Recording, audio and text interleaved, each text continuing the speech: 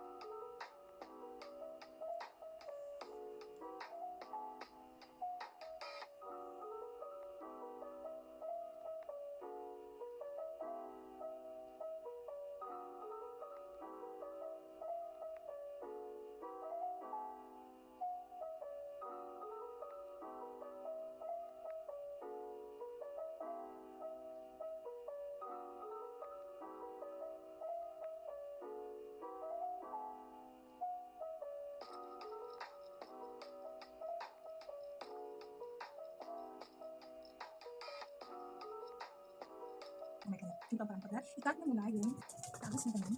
So, yung mga kanto na yan, then ikat para mas madaling matanggal. Kasi mabuto to, medyo mahirap tanggalin. So, hindi nyo makakat para ibutan siya, madali siyang tanggalin. So, yan. Mas madali lang. Madali lang mabuto ng pomegranate.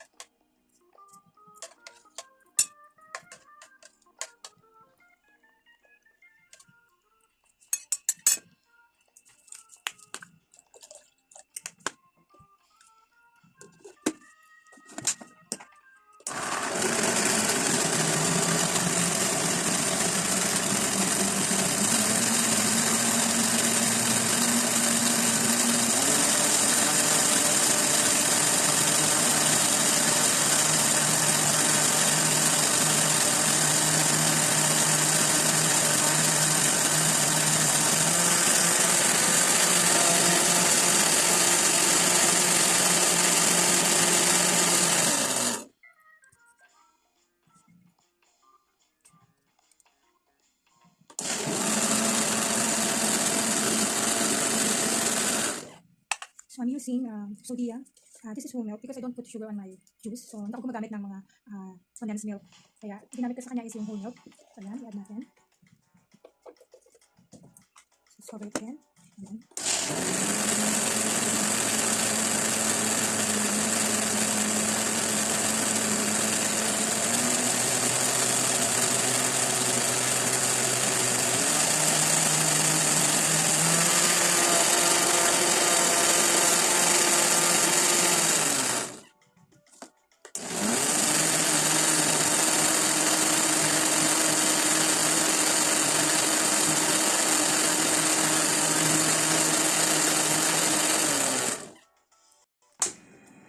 Ayan, meron na tayong fresh na pomegranate juice. Okay? So, usually, ang ginagawa ko is, sinasalin ko siya sa aking ayan. So, meron na tayong fresh pomegranate juice. And then, nilalagay ko to sa ref para lumamig. Natin.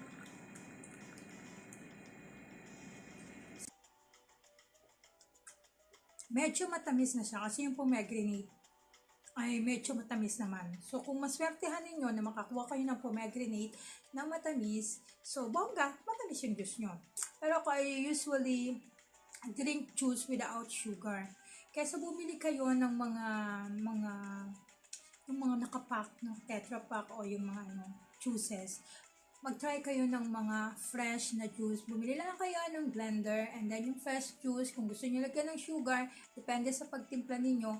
So, yun ang gawin niyo. Pero for me, I prefer not to put any sugar on my juice kasi hindi talaga ako, hindi ako mahilig sa matamis at saka medyo nag-aalis tayo ng pagkain. Iniwas natin kumain ng matamis. So, yun lang, water lang, sodium milk na whole milk, and then pomegranate at may instant pomegranate juice ka na, di ba? So, ngayon guys, inartihan ni Alem Maarte ang pomegranate juice. Bye everyone! Thank you for watching my video. See you until next video.